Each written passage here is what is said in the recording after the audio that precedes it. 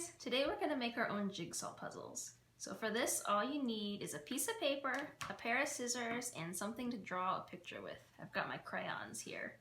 You can use any kind of paper that you want, but I like cardstock because it's nice and thick, so that means the puzzle pieces you make are going to be really strong. So now it's time to draw your picture of whatever you want to turn it into your puzzle. I've got just some bright colors and shapes here. So when you're drawing your picture, make sure you use the whole paper because the more white space you have, the harder it's going to be to put your puzzle back together. So after you've got that all done, it's time to cut it out. So if you want to, you can draw jigsaw puzzle pieces on your puzzle as a guideline, or you can just free cut however you want. So I'm going to do some of that. I'm going to make a piece here, one here, really zigzag.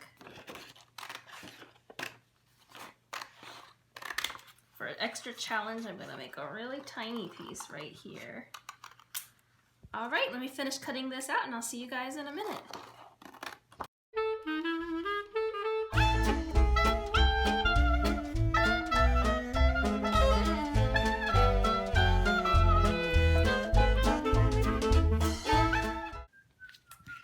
Okay, so once you have it all cut out, mix up the pieces really well.